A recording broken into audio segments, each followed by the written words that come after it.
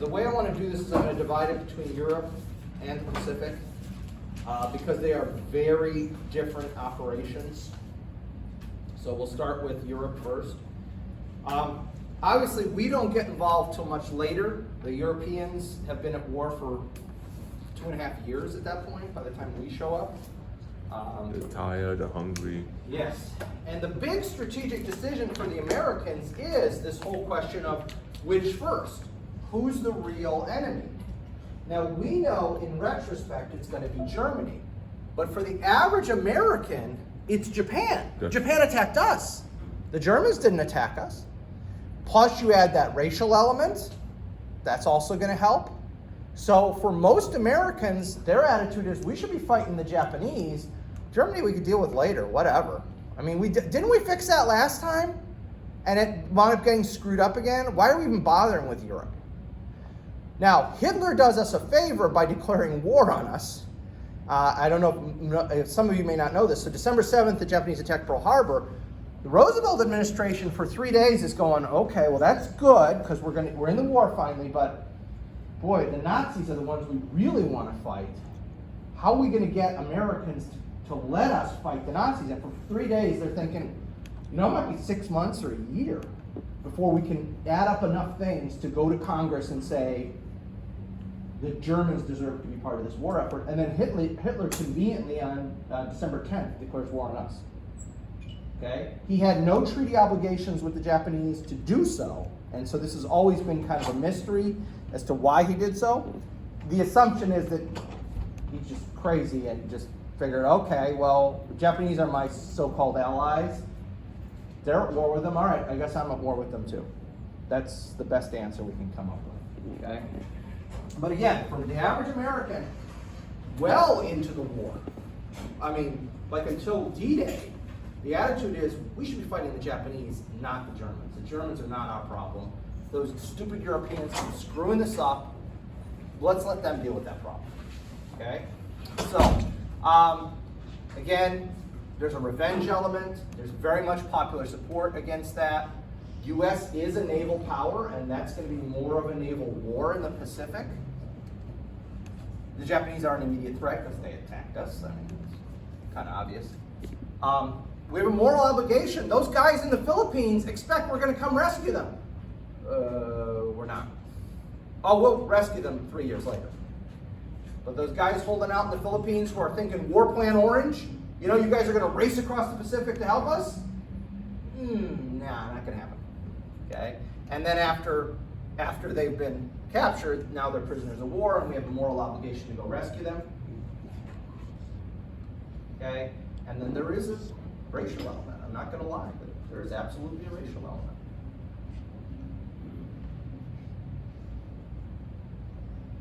So, the Germany first thing is that Germany is the greater potential threat. Germany has a modern industry. Germany has a modern infrastructure. They can do things the Japanese can't because the Japanese are always resource poor. One of these kind of myths, you talk about like efficiency, like the Germans and the Japanese are known for both being efficient. That's one of the myths about these nations/ethnic groups, right? Well, here's the thing. The Japanese have been occupying parts of China since 1931. If they were so efficient, why wouldn't they have all the resources they need? For goodness sakes, you're occupying all of Manchuria since 31, and you've occupied a good chunk of northern China since 1937. Coal and iron and stuff should just be pouring into Japan. Turns out they're not as efficient as they seem. Why? Ironically, because of their own racism. Go ask a Korean, somebody who's ethnically Korean or ethnically Chinese or ethnically Filipino, how they feel about the Japanese. Okay? They hate the Japanese more than any other ethnic group. The Japanese have an inherent racism that is, to this day, an issue in international politics. I'm not just talking about bad feelings from World War II. I'm saying to today. So there was a good video that was put out by somebody, an American who had lived in Japan. And so they had lived in Japan for a while. They were Caucasian, and they spoke fluent Japanese. And so the video was them and their Japanese American friend who was visiting Japan, who didn't speak any Japanese. And they're in a restaurant trying to order dinner. And the waiter walks up to the Japanese American friend and starts speaking Japanese, and it was a woman. And she goes, I don't speak Japanese. And then the guy, who's Caucasian, in fluent Japanese, is saying all this stuff, and the waiter kind of turns, looks at him, and goes back to her. So, okay, what would you like? And that was kind of the attitude, okay? This guy that's speaking fluent Japanese, but he's an American, but this person's clearly Japanese. So, and again, it's just, like I say, I just saw this video, and because I know some Japanese people, found it hilarious, because it's, from what they told me, that's absolutely true. Please. It's also on government laws. It's very harsh for people who are moving in trying to live in Japan, Yep. to bring their children in, give birth there, and to get all the benefits Japanese citizens do. It's so harsh that actually the amount of people moving to Japan is actually decreasing as more people are leaving. Yes. It's since that conservative Japanese president took office, I believe, last year. Okay. Yeah. Not the guy who got killed. You're talking about the new guy. No. Okay. Not Abe. Abe was the guy who got killed. But anyway, so yeah. So the Japanese, like, it would be impossible for any of us, unless one of you guys is Japanese and I don't know about it, it'd be impossible for any of us to own land in Japan. All these kinds of things. Okay. Also, they can't get a driver's license. Yeah. There's all kinds of weird rules. They're not allowed to drive there. Yeah, and interesting enough, the Germans still have a little bit of this today. So there have been Turkish people who've lived their families have been in Germany since World War I. Okay, because Ottoman Empire had an alliance with Germany, so some Turkish people started coming over. My grandfather was born in the Austro-Hungarian Empire. He was ethnically German. It would be easier for me to get citizenship in Germany than a Turkish person whose family had lived there since World War I. Why? Because I'm ethnically, 25% ethnically German. Whereas that Turkish person is Turkish. Even though they've lived there for 100 and something years, they may not speak Turkish language, they may speak only German. It's harder for them to get citizenship than it would be for me. So it's interesting, these two countries have changed in some ways. But in some ways, these two countries have not changed at all in the last 100 years. Okay, so Germany is a greater potential threat. We want to save the Soviets, so if we fight Germany, we help save the Soviet Union, who were fighting for their lives at that point, and they're our allies, sort of. The UK is a great jumping off point. We can get really close. Like with Japan, we're gonna have to fight our way all the way across the Pacific before we get to Japan itself. But with Germany, all we have to do is just start pumping stuff into the UK, and then it's like a couple miles across the channel, and boom, you're in France. And we can start fighting. So it looks easier. It's not, but it looks easier on paper. It's a coalition fight. In Europe, we've got the Brits, we've got all these exile forces. There's something like 180,000 Polish exile troops, there's Czech exile troops, Dutch, all these other ethnic groups. In the Pacific, it's us and a few Australians, and that's it. And Australia does not have today Australia doesn't have a big population, let alone in 1941, 42, okay? Okay, so anyway, so that's the kind of the differences. Again, what most people don't know, not most people, what like 99.99% of the people don't know is Germany's building an atomic bomb. And that's one of the reasons that the policymakers are making their decisions, but they're not telling anybody. Because they're not even telling them that we're making an atomic bomb. Now, as it turns out, the Germans were way off in how they were doing it. So. Oh, and didn't they started doing things right because they started spying on our projects, so they never started the atomic demand? Well, their big problem was a mathematical miscalculation. So the amount of fissionable material that they needed, okay, whether it was uranium or plutonium, in real life, it was about the size of a tennis ball. That's how much you needed, okay? Maybe a little smaller, maybe more like a racquetball, okay? Somebody did the calculations wrong, and they had a beach ball sized amount of fissionable material. Now, this has been debated by scientists ever since, and historians. Did the German scientists on purpose forget to carry a 1 somewhere so that their program would stall and they wouldn't get the atomic bomb, or did they truly make a mistake? It's an interesting quandary. These guys are awfully smart, like with math. I don't see them forgetting to carry the 1. I'm exact, it's not literally carrying a 1, but you know what I mean. I just don't buy that between like 100 scientists who are working on this, somebody doesn't go, hey, Hans, did you carry the 1 over here? I find that hard to believe, that no one looking at the calculations doesn't go, hey, this isn't right, okay? For like a year, they go off in a wrong direction, and that stalls the whole program because they go, well, we don't have that much fissionable material, and you realize how big the bomb would have to be, so you can't carry it in a plane, what are we gonna do with it? So it just threw the project off for about a year. I can't prove it, but my personal speculation is somebody's intentionally doing that to slow down the program. Because remember, these nuclear scientists had really good friends who were also nuclear scientists who were Jewish, who had fled or were in concentration camps at that point. So I could certainly see them saying, I don't really want us getting the bomb if you're German. Can't prove it. That's total speculation on my part. I could be full of baloney. Maybe I'm giving them too much credit. Anyway, so we do go for Europe first. And our first effort is in the Mediterranean and North Africa. Why in heaven's name do we go to North Africa when Germany is in the middle of Europe? Well, let's walk through that. Number one, we want to generate the combat power we need for the cross-channel invasion, which means we've got to spend some time making all these new soldiers, new units, but we got to do something right now. So we don't have enough soldiers, we don't have enough units to do the cross-channel invasion, so we got to do something. Where's the weakest point on the map? Oh, North Africa. There's mostly Italian, more of the troops in North Africa are Italian than German. Okay, and I'm not bagging on the Italians, all right? I don't want this to come across like I'm bagging on the Italians. Italy was a relatively poor country at this time. The fact that Mussolini managed to do what he did with Italy is amazing. I'm not pro Mussolini, I'm just saying I can look at it objectively and say, wow, I'm surprised you were able to accomplish what you accomplished with what you had, because it was a poor country.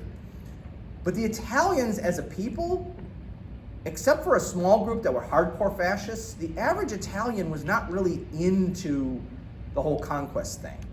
They kind of just wanted life to be better. They really weren't interested in conquering colonies and stuff like that. So the Italian army always suffered from kind of a lack of motivation. And again, what you don't see with the Germans, because again, the Germans are out for revenge, they got stabbed in the back, all of blah, blah, blah, okay. The Italians were on the Allied side in World War I. They were one of the victorious powers. So for the average Italian, there's no revenge motivation, there's no, I would just like it if my kids weren't barefoot all summer and I had money for shoes. It was more like that. So the Italians always had motivation issues. Plus, they never had good equipment because they were such a poor nation. Okay? They never had enough trucks, they never had enough tanks, they never had enough planes. In fact, the Germans are selling them stuff during the war, which the Germans desperately need on the Eastern Front, by the way. So, yeah, that's not a great idea. Anyway, so we've got to get ready for this cross-channel. So let's do something easy. Baby steps. Let's work our way through this. Baby steps. Small sign. I feel Mussolini is the reason why Vatican City is the smallest nation in the world. Him and the Germans cut a deal in 29. Yeah. One of the things is the Morocco, Algeria, and Tunisia are already French. Now remember, there's this Vichy French government. Do you remember this from reading about World War II? So France, part of France is occupied. The other part of France is this country called Vichy France. And not really an Axis power. They're not one of the bad guys. They're kind of trying to be neutral. Like, well, we lost the first part of the war, so we're just going to sit out the rest of the war. And so the belief is if we invade and recapture Morocco, Algeria, and Tunisia, all the people there really secretly want to be on the Allied side. So they're going to rush to the flag, French flag in this case, and join us, and boom, we're going to get all these new soldiers. That's sort of true. Not 100%, but it's sort of true. The interesting thing is, until after D-Day, the majority of the Free French Army is not ethnically French. They're Moroccans, they're Algerians, and they're Tunisians. The European French population, until D-Day, isn't rushing to cross the channel and try and join the free forces in Britain or anywhere. They're largely sitting this one out. And that's a whole subject for discussion and that we don't have time for. We'll start to relieve Russia by creating a second front if we invade North Africa. Resources that could go to Russia, German resources that could go to Russia, are instead going to North Africa. Okay, true. It's not quite the huge invasion the Russians are hoping. They're hoping for the French invasion where tons of stuff is being sucked out. Please. When was the Battle of Stalingrad? That's when Russia. Right. That's in the winter of 42-43. Winter of 42-43 is when Stalingrad happens. So it's right around the same time as our invasion, because we invaded in November of 42. Obviously, we hope we can drive the Germans and Italians from North Africa, and then we can secure North Africa.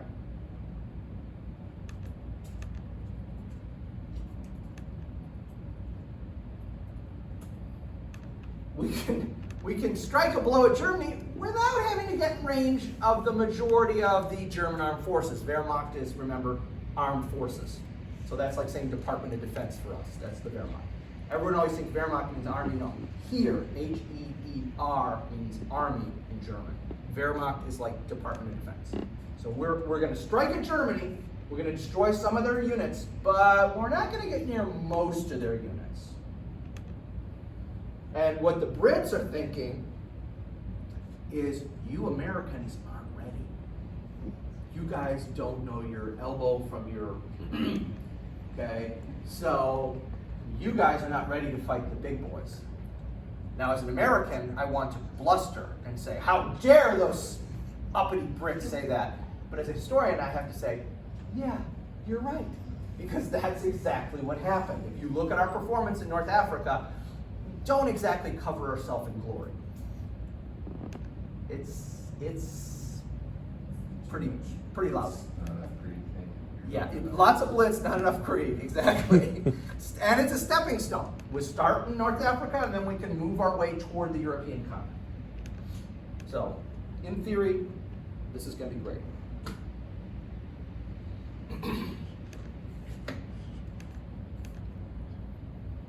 And again, the American Joint Chiefs of Staff are arguing tooth and nail, cross-channel invasion, cross-channel invasion, cross-channel invasion. And the Brits are trying really politely in their very British way to say, you guys suck. If we do that, it's going to be suicide. And they have to do that for 2 years to convince the Americans. Because then in 43, they're like, okay, now we're doing cross-channel invasion. I think you guys need a little more seasoning. Again, very British and very nice about the way they're saying it. And I gotta say the Brits were right. Yeah, I'd love to bluster and say, oh, those Limeys, what are they?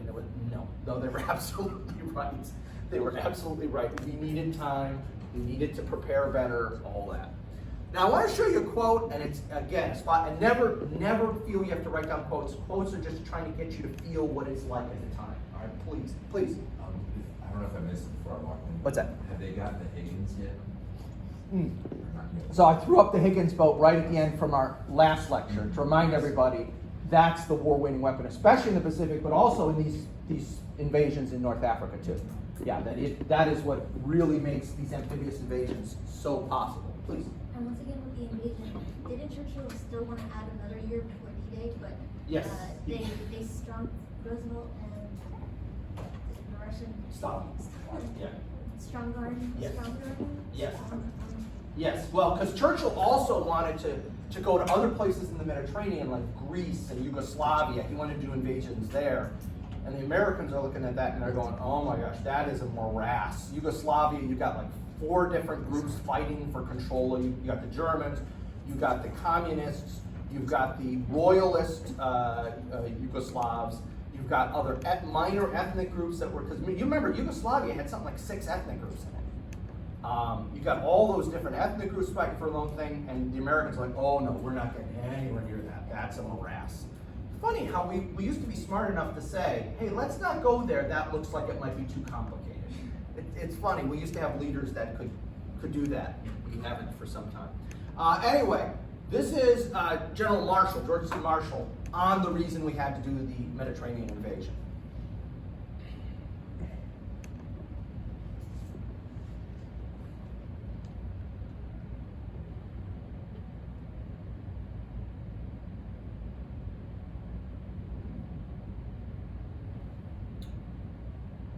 There's a reason George C. Marshall is one of the greatest generals this nation's ever produced. He's spot on. I mean, again, as he says, that word might not be right. You know, like that word might get people, oh, entertained, people are dying. Well, occupied? Let's switch out entertained and occupied. Let's come up with another word. But he's right. Stimulated?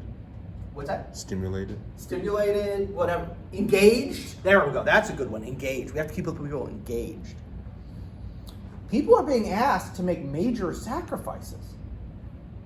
And we couldn't even fathom the level of sacrifice that is going on during World War II. What people are giving up. And if you're asking people to do that, you darn well better show them something for their sacrifice. If I'm working 12 hours a day in a factory, 6 days a week, and I can't get butter, and I can't get milk, and I can't get meat, and I can't buy, I'm making tons of money, because this is after the Great Depression, so I've got money like you wouldn't believe, but I can't spend it on anything. There's no new cars. I can't buy a new radio. No TV, obviously, in those days. I've got money coming out of my ears, I'm exhausted, and I've got nothing to eat. Oh, you need food and bed? Is that the army? Yeah. For free?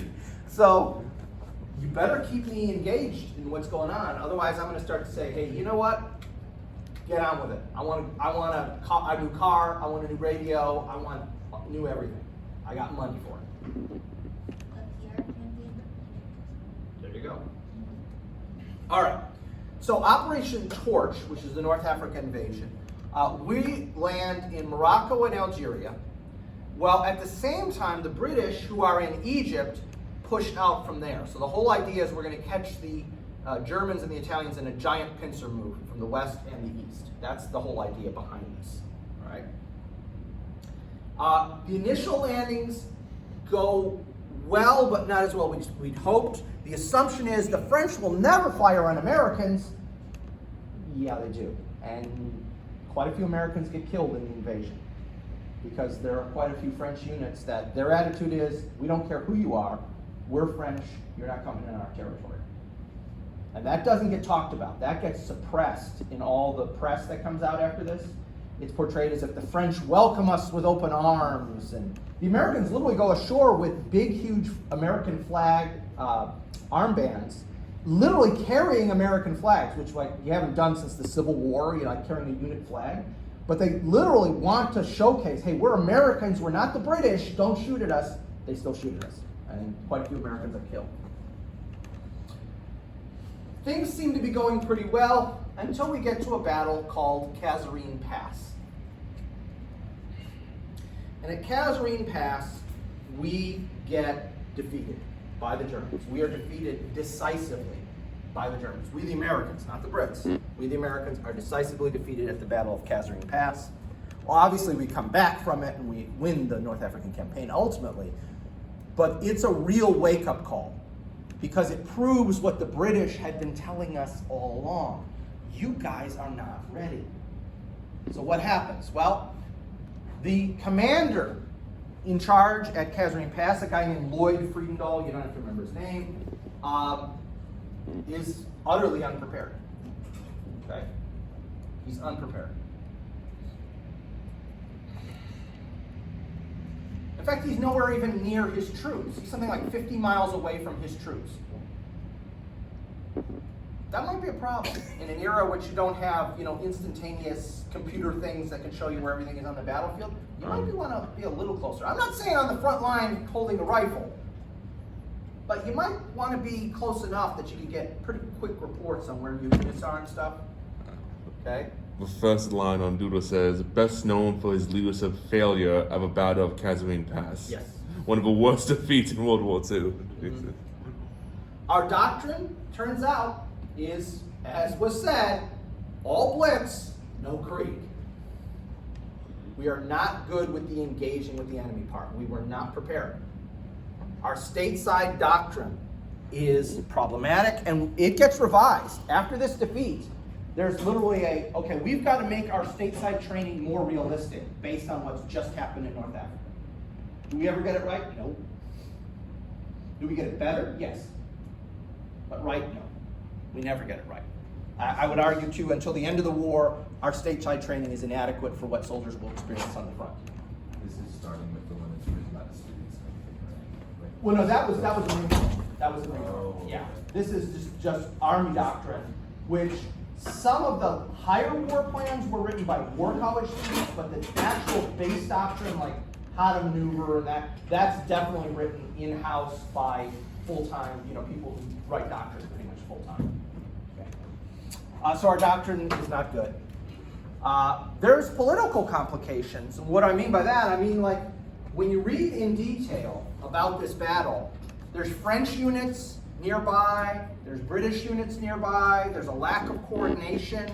People don't know where their supporting units are to their left and right. And in some cases, they're not there at all.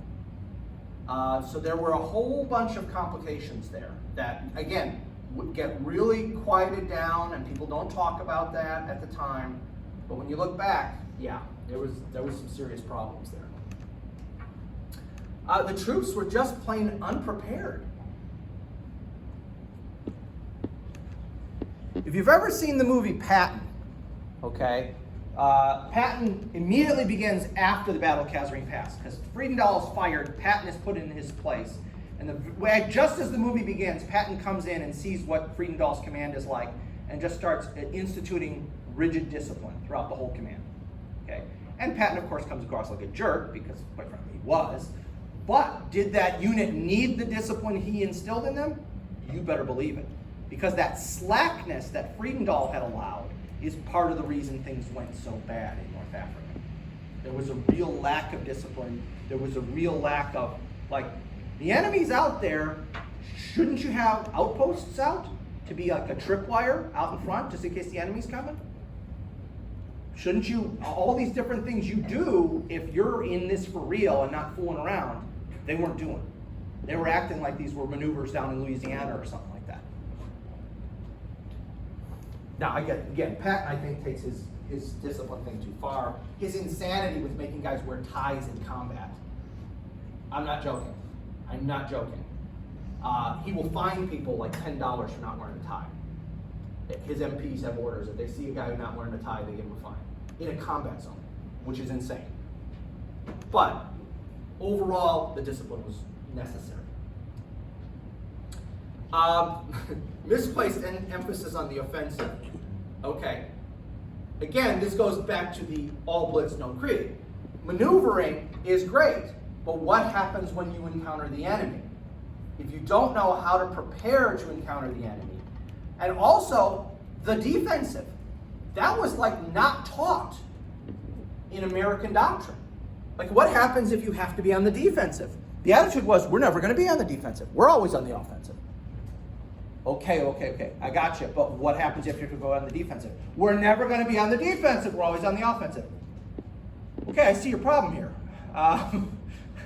If that's your attitude, your men are not going to be prepared. They're always going to be thinking offensively. And if the circumstance arises where they have to be defensive, they literally do not know what to do with themselves. And that's seriously problematic. Now, I would argue we still have a tendency toward offense even today. what our doctrine's like at the moment, I have no idea, because coming out of Iraq and Afghanistan, the U.S. Army did not know how to do big operations. There was almost a generation of soldiers that came out of Iraq and Afghanistan and had no idea how to maneuver large units. They were used to a 4-man stack going into a building. Okay? They were not used to the idea of spreading your troops out, you know, maneuvering on a battlefield, using tanks other than to be short-range artillery when you had to blow up a building. Okay? So I have no idea what's now, but these guys definitely were not ready. Not ready at all. And is there one more? Yes, one more. It was instructive, i.e., we learned a lot by getting our butts handed to us. And you will find that you will never learn more than when you are embarrassed because you don't know something. If you are embarrassed because you don't know something, you will make sure you know that thing or other things in the future. In the business world, if you're in a meeting and the boss says, hey, what about such and such? That's your department. And you don't have something to say to him, and you're not fired. We're going to give you the benefit of the doubt. You don't get fired for that. You're going to make sure that never happens again.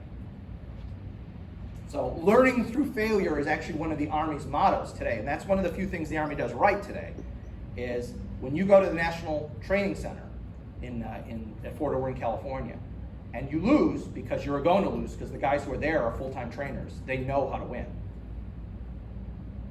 The onus is, okay, I lost. Here's why I lost. Make sure that never happens again. And so learning through failure is actually good. It's better when it doesn't involve people dying. It's better when you're doing it at the National Training Center than in actual combat. So, what lessons come out of North Africa then? Okay, again, we're not going to get into the nitty-gritty details because we just don't have time. That's a whole World War. I'm teaching the World War II class right now, so that's where you get a little more detail on that. What lessons do we learn from North Africa? All right, our commanders were indecisive. We need commanders who are going to lead from the front, not literally front lines, but closer to the front, and who were decisive, who will make decisions when they need to be made. Now, unfortunately, what this breeds in American commanders to this day is an attitude that I've got to do something, because I can't be indecisive. Okay? Once in a while, not doing something is the right thing to do. Unfortunately, the mindset in the American Armed Forces, specifically the Army, is I got to do something. Okay. Once in a while, not doing something. There was this incident, this is more than 10 years ago. This was in Iraq, where a crowd had started getting worked up around this unit, this Army unit. This was in Iraq, in a city. And the commander did the right thing. And what did he do? He told every guy to take a knee. Keep your weapon at the ready, point it down, but just take a knee to show the crowd you're not hostile. And it literally brought down the tension and calmed the situation. And he was able to then talk to the leader of the local population, and the crowd dispersed. Nothing happened. Almost nobody heard about that. You know why? Because nobody got shot. But that was an instance where doing nothing was absolutely the right thing to do.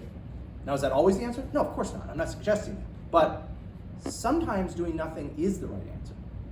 And unfortunately, we take this too far, in the Army at least, and the answer is always do something, do something, do something, do something. Yeah, the British version, have a go. Have a go. The British version, have a go. So, anyway. The political situation doesn't really improve. The French troops that are involved, for instance, are not very good quality. And again, they're overwhelmingly not ethnically French.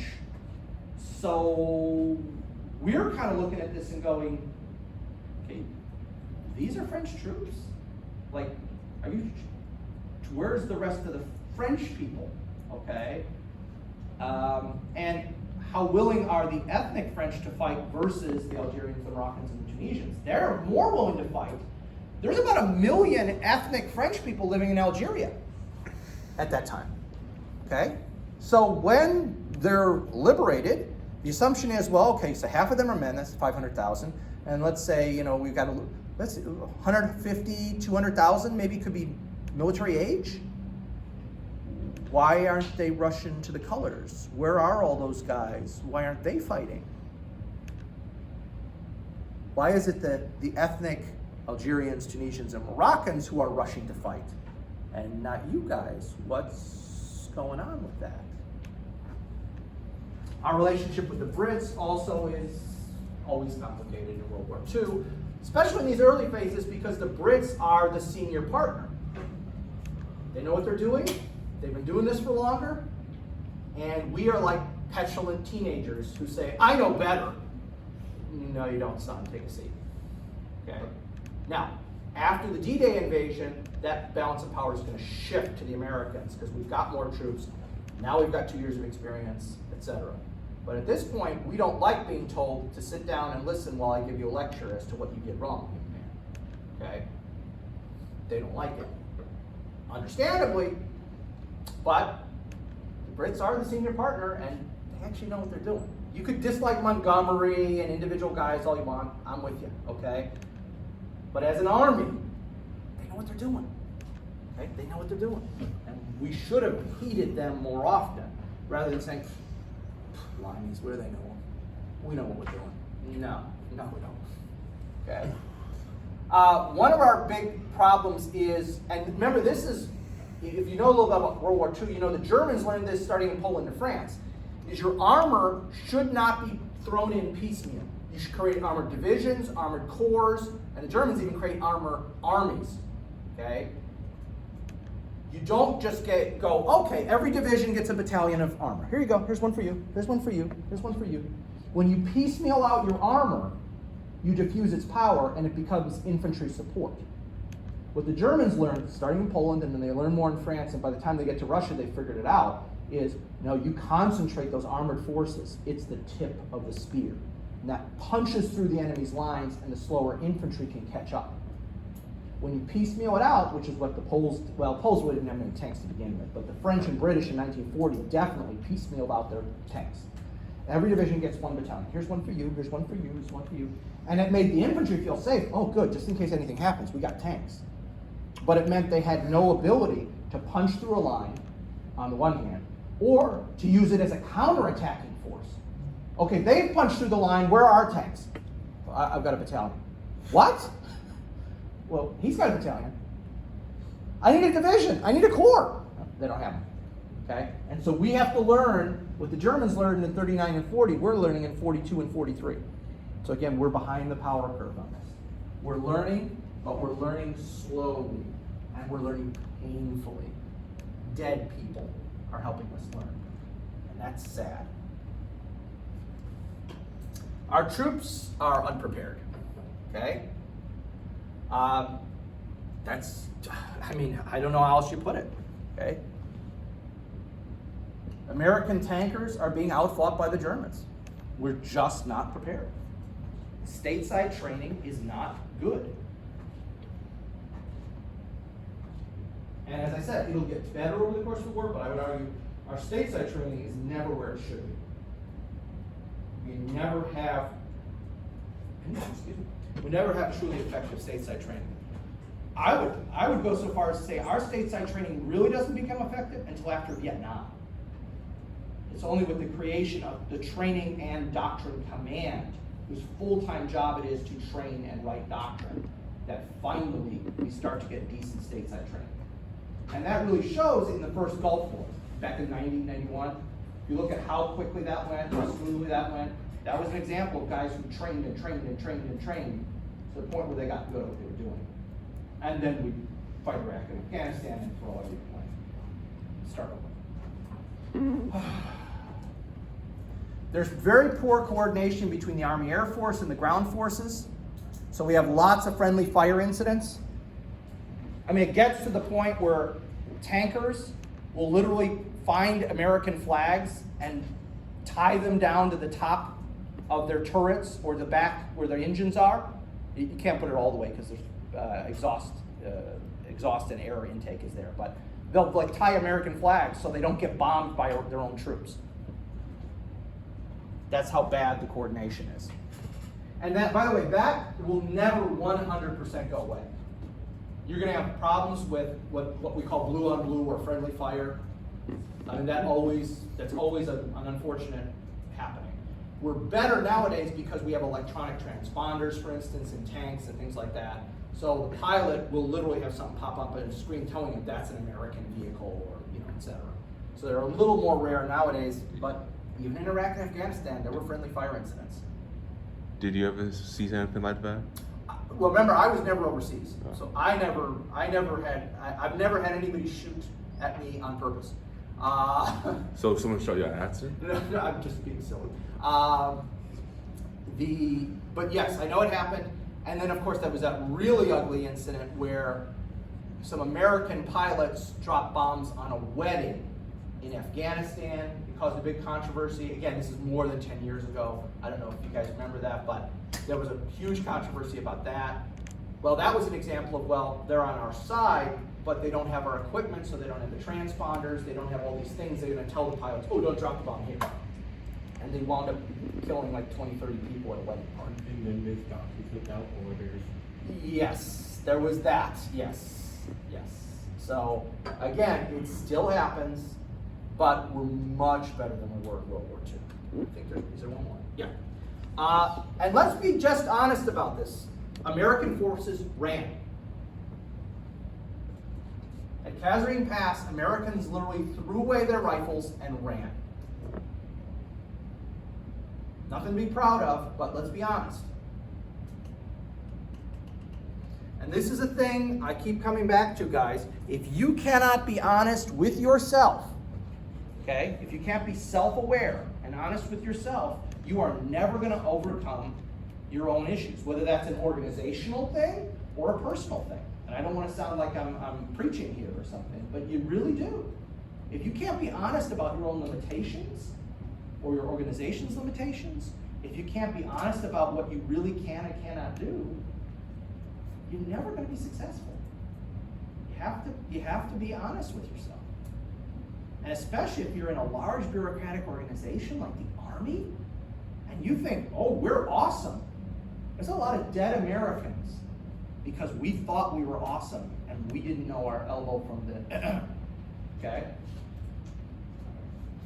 So again, you have to be honest with yourself.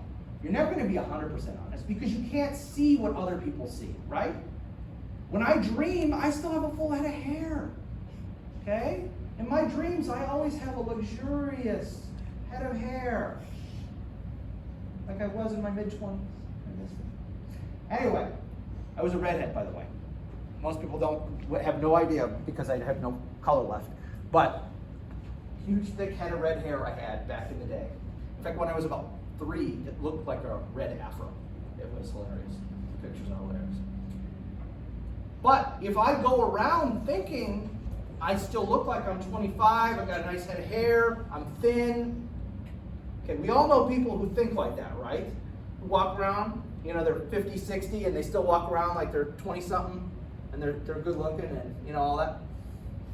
You're gonna look like a fool. Because reality and your version of reality are not the same. And the Army has historically always been bad with self-awareness. It wants to see what it wants to see, and it ignores what it doesn't want to see. And that's why we lost Vietnam. Iraq and Afghanistan, yeah, though there were serious policymaker decisions there too, but let's be honest, the Army didn't win. It's ugly. What were the losses in North Africa? Okay, the British Commonwealth forces, now remember, they had been fighting for a while already. Okay, so that's why their numbers are so much higher than the American and French losses, because they've been fighting for a while. So we've got almost 36,000 killed, 220,000 total casualties for the British and British Commonwealth forces. In our case, we lose almost 3,000 killed, almost 9,000 wounded, 6,000 missing. Now, some of these, after the fact, will be reclassified as either killed or prisoners or wounded. I don't show the number of prisoners. There were some American prisoners captured in North Africa who were then evacuated back to Europe on ships. but it wasn't a huge number, and I couldn't find a definitive number when I was putting these together. But there are a few that are going to be reclassified from missing to prisoner as well. Okay? The French take about 16,000 casualties, and again, I will point out, almost all these people are not ethnically French. They're Algerian, Tunisian, Moroccan, etc. In a material sense, 2,000 tanks destroyed, 1,400 aircraft destroyed on the Allied side. This is total. Almost all the Free French equipment is American equipment. So if you see French troops almost to the end of the war, by the end of the war, they look like Americans with French flags on. And they really do, because they're wearing American helmets, they're wearing American uniforms, they're carrying American rifles. It's really hard to distinguish them, but they do stuff like wear arm patches, or they'll paint symbols on their helmets to identify themselves as French as opposed to American. And this is obviously the Allies. I don't have the numbers for the Germans because I want us to focus on the Allies because this is U.S. military history. So we've captured North Africa. Yay. What do we do now? Well, again, the Americans are saying, okay, so now we're ready for that cross-channel invasion. And the British are going, did you just see what happened? Were you paying attention for that 6 months? What are you guys talking about? We're not doing a cross-channel invasion. You guys sucked. I mean, the only reason we won is the Germans started running out of stuff and you just kept pumping more stuff and more guys in. This was no brilliant campaign. Well, Montgomery likes to think his part from Egypt was a brilliant campaign, but let's be honest, the Germans and Italians lose, the Americans and the British don't win, if you understand the distinction I'm making there. Okay, we can't do the cross-channel invasion. Well, we got to do something. So what are we going to do? Oh, wait a minute, I did have another slide. I apologize. I didn't realize I had 2 slides. Okay, wait a minute. Sorry, I looked at my sheet and it didn't show. Here's the losses for the bad guys. So the Italians, notice the number of POWs. Jesus. Because their armies are almost completely captured. Notice the German POWs. So between the two of them, we're talking almost 500,000 men that the Germans and the Italians desperately need. Almost all of these guys are going to be shipped to the United States. And they're going to be kept in POW camps in places like Texas. There's a huge number of German and Italian POWs who will be kept in states like Texas. We want to keep them as far away from the Atlantic Ocean as possible. And they're generally used to pick vegetables and things like that during the course of the war. They're paid. Enlisted men, under the Geneva Convention, enlisted men can be made to work, but they have to be paid. It's a real pittance. They're being paid like 15 cents an hour or some crazy number like that. But they're being paid to pick vegetables, to work in fields, to do this kind of stuff. Officers can't be forced to work under the Geneva Convention. And after the war, almost all these Italians and Germans who are in the United States during the war talk about how wonderful it was being in the United States. Yeah, everybody back home is fighting and dying. Yeah. Not only am I not fighting and dying, like you're saying, but also, by and large, there isn't a lot of hostility. Because, Got one? well, they're Caucasian, and not only are they Caucasian, there's pretty sizable German populations, for instance, throughout the United States. So, wherever they put your POW camp, there's a pretty good chance there's a German population nearby. And they're not hostile. In fact, they will bring them food and stuff. You know? And an awful lot of these guys will talk about how they were influenced. And their whole attitude, their whole worldview changed because of their years in captivity. Now, they will not say that if they're one of the guys who are in POWs in Britain. Those guys do not say the same thing. The guys in America say that. Okay? And you notice, even these are Vichy French losses. And then look at the equipment. And this is, along with those guys captured, these are the losses that the bad guys, the Axis powers, cannot make up. 2,500 tanks, 70,000 trucks, 8,000 aircraft. They can't make this up. German industry's good, don't get me wrong. It's not good enough to make up all that, and Italian industry is terrible. Okay? If you're buying anything that's Italian, when you think of, I just bought a blank that's Italian, what do you think of? Furniture. No, I didn't mean kind of thing. I mean, like, what are the things, the qualities of the thing? Handmade. Handmade. Small What else? Production. What's that? Small production. Small production, handmade, Wood, wooden very often, luxury, right? Lamborghini. Yes, exactly. We've never seen a wooden Lamborghini. Well, there's no wood. No, I think maybe the front panels have got some wood. I don't know. I've never driven in a Lamborghini, and I never will, so that's not an issue. But yeah, you think handmade, custom made. You know, you think luxury item. You don't think mass produced and punched out in a factory, right? So, hence the Italian World War II thing. When you think about Italian stuff, it's custom made, it's leather seats, hand sewn leather seats. Like, I'm sure in those airplanes that the Italians make, they don't make many of them, but I'm sure it's gorgeous. It's gorgeous inside, right? Oh, My well, brother just got like an event set that was from Italy, and there's like 50 stickers saying how it's handmade. Yeah. jeez. Exactly. I just remember something completely off topic, but I remember Coco Chanel, the brand Chanel, was a Nazi collaborator. I totally forgot about Yeah, that. yeah, that's actually true. A feminist icon too. Yes, she was a Vichy French. She was very much a Vichy French collaborator. Yeah. Nazi uniforms are really nice. Hugo Boss. Hugo Boss. Now Hugo Boss didn't design them, so I hope you knew that. There's a myth that he designed them. No, he manufactured them, but he didn't design them. And I read once what company designed them, and it was something I'd never heard of. But yes, Hugo Boss did manufacture specifically the SS uniforms. So the black ones, you know, and you know those Nazis, they ruin everything. You can't have a black uniform now without being. Mercedes made cars. Apparently they got the idea for the black uniforms from Mussolini. Right, the black shirts. Yes, the Mussolini's fascists were the black shirts.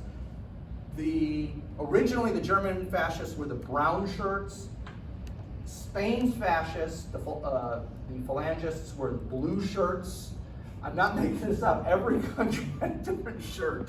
For what? If you're a fascist, you had to pick a color. Oh shoot, they're already using that color. Purple's probably not a good color for a fascist. Pink's out.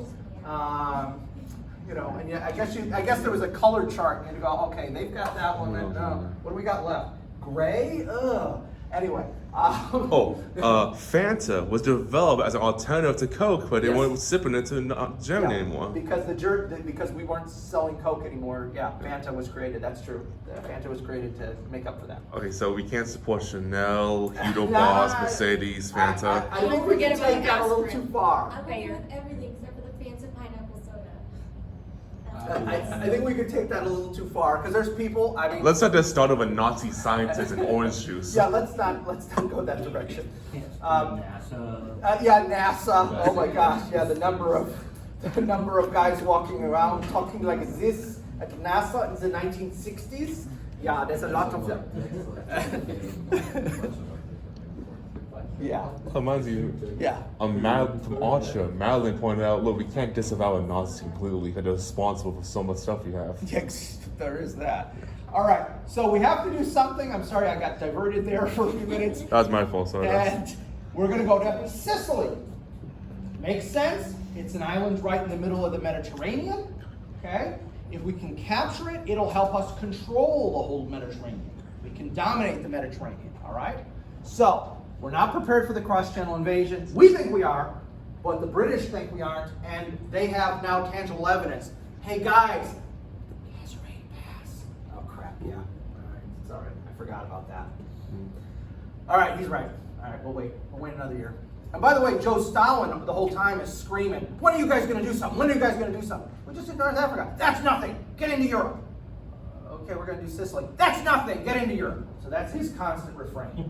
You lost what? What was the casualties for North Africa then? Like, It wasn't much comparatively. I mean, we lose. The Americans lose total casualties is under 20,000. 20,000 total. Stalin saw 100,000 Russians in the last hour or Yeah, something. pretty much. That's the way it goes in Russia. Again, we've made the Mediterranean more secure for shipping, so it'll make us easier for shipping supplies around.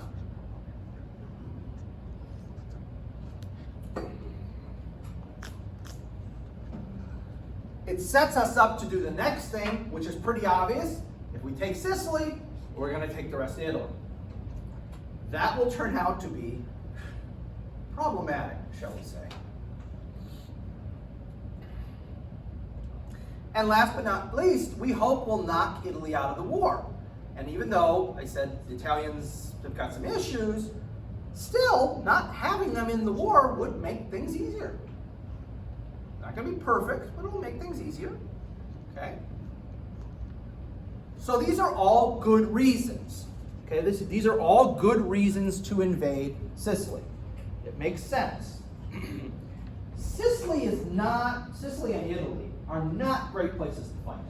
They're very mountainous. And I can only imagine looking at the map, if it's a topographical map, so it shows elevations and stuff, and going, oh crap, that does not look good. Okay? And the fact that Sicily goes as well as it does is actually a shock to everyone. So, the operation is called Operation Husky. That's the invasion of Sicily. That's the official name for it. And again, I miss the days when the operation names had nothing to do with the operation. They were intended to be secret. I don't like Operation I'm going to kick your butt. I don't like the way we name stuff now because it's all about propaganda. In fact, I almost wonder if they have internal names that are different from the external names. Like, does the Army have, a Operation Husky type name that they use internally, but publicly they do the Operation Enduring Overwhelming Freedom. Operation, yeah. what was it? Soaring Eagle. Soaring Eagle. Iraqi Liberty. Iraqi Freedom. Yeah, it got changed because it sounded like oral. Yes. Who's a PR team for the U.S. military? Okay. They got their own. Don't even get me started about how bad the Army is at PR. Oh my gosh. There's a reason that the Marine Corps and the Air Force run rings around the Army. In the Air Force, there's literally a job, like from the minute you are 22 years old, just got commissioned as a second lieutenant, you can be a public affairs person. Because they understand, we got to cultivate, we're going to be successful with this, we got to cultivate these people from the day one. Whereas the Army, you only become a public affairs person after like 15 to 20 years in the Army. So you're an infantryman or something else, and then all of a sudden they say, hey, you're on public affairs duty. Anyway. So, the operation takes place, it's only about a 5-6 week operation. July to August, 1943. And it does indeed open the Mediterranean Sea lanes. It's successful in that. After this, we can sail into the Mediterranean and there's really no fear of losing stuff. And that's a huge turnaround. You gotta understand, before we got involved in the war, just keeping the guys in North Africa supplied for the British was a harrowing thing. I mean, there was a good chunk of their supply ships that were getting sunk from planes flying off Sicily and Italy. It was ugly. Mussolini falls from power the first time. Mussolini is a slippery character, and he has a habit of coming back, and he will. But he falls from power the first time. He's the Santa Ana of Italy. That's awesome. He's like that is awesome. I love that. The Santa Ana of Italy. I like that. That is awesome. And perfect tie-in. Benito. That's not a very Italian name. Anybody know where he got that name from? Spain. His father was a socialist, and there was a Mexican politician whose first name was Benito. Who was it? Was Juarez? Benito Juarez? Yeah. Yes, I think it was Benito Juarez. His father admired him, and he named him after that. That's why he has a first name that's clearly not an Italian first name, it's a Spanish first name. But yeah, that's where it comes from. So, oh man, we just solved a huge conundrum in history right now. We've just got it all tied together. That was awesome. Write a book about it. Woo! That was, I can feel it. Can you feel how good that felt? Wow. The Santa Ana of Italy. And he's even named after a Mexican politician. You should write that book. No, I gotta give Coke credit. I didn't come up with the idea. I'm not plagiarizing somebody else's idea. It's your job now to write that article. I wonder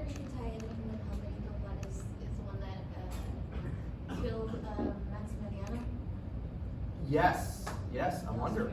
That's a good question. It's a good question. Anyway, so he's going to fall from power. He's going to come back. So don't feel bad for him. Hitler has to divert more forces to Italy. So this is what the British had kept telling us. Look, telling us and Stalin. Yeah, I realize it's not the cross-channel invasion, but we're going to take troops that should be on the Eastern Front fighting the Soviets. They're going to fight us. And the British were right. Okay? They were right. Once again. Yes, Hitler's going to have to divert forces that could alter what's going on the Eastern Front. He's got to send them to Sicily and Italy. So, yeah. Germany just start propping up allies again. Exactly. Yeah, I mean, if you really look at World War II from a German standpoint, all their allies suck. Every one of their allies, except Japan, I guess, because they really don't have to do much for Japan. But all their European allies, I mean, like Romania. Now, understand, some of these countries are kind of forced at gunpoint to join the Axis powers. I don't want to pick on some of these smaller countries. Like Hungary is literally, they take the regions. Okay, Hungary is a crazy. Hungary is a kingdom, but they don't have a king. But they are officially the Kingdom of Hungary, but they don't have a king because the rightful king is a Habsburg, who were the Austrians, and the Hungarian people don't want the rightful king. So they established it as a kingdom, and then a guy named Horthy, his last name is Horthy, H-O-R-T-H-Y, and there's a hyphen in there somewhere, I don't know where. Horthy, who was an admiral in the Austro-Hungarian Navy, becomes the dictator of Hungary with the title regent. He's standing in for the king because we don't have a king. And by the way, he's an admiral in a country that has no navy because they're landlocked. So, But how is it different to have him as the leader than the other Austrian guy? Well, Because Habsburgs. because he's ethnically Hungarian. He's ethnically Hungarian. he's one of So- the heirs. Yeah, so he's okay because he's ethnic Hungarian. At one point, the Germans kidnapped his son to prevent Hungary from joining the Allies. So I do want to point out that some of these smaller nations in the Balkans are not exactly rah-rah enthusiastic supporters of the Nazis, okay? I want to give them credit. So Romania, Bulgaria, Hungary, all these little countries. Czechoslovakia. Well, they just get gobbled up. So, again, so I want to give some, I don't want you to go out thinking, oh, these guys were all a bunch of Nazis too. They had elements in their society that were like pro-fascist, but Not willingly. not the whole society. Anyway, now, here is the one downside to the Battle of Sicily. The Germans managed, in the last days of the campaign, to successfully evacuate between 55 and 60,000 German soldiers off the island. This is an incredibly egregious failure on our part, us the Allies, that they managed to do this without us knowing. Oh, so it's our version of Dunkirk. It's kind of the German version of Dunkirk, okay? And why this is significant is, if these guys don't get off Sicily, if we capture all these guys, the whole Italian campaign is going to be different. So this is one of those cases where a screw-up happens, and it's going to have serious consequences for the rest of the war, okay? It's going to have serious consequences. So that's why I highlight that. It looks like boom, boom, boom, we take the island real quick, no problems, huge victory, yay us. But when you let the best troops get away and they just jump right over onto Italy, and that's our next target, that's a problem, okay? That's a problem. So what are the casualties like from this relatively brief fight? Okay, the Brits and Canadians, this is comparable with our losses in North Africa, okay, which is what the Brits lose in this fight. We take comparative losses. The Italians take obviously much higher losses. And again, 116,000. You can see the Italian army is just, it's disintegrating. A lot of conscripts. Oh yeah, a lot of conscripts who really don't want to be there. poor Italian kids, yeah, no motivation, etc.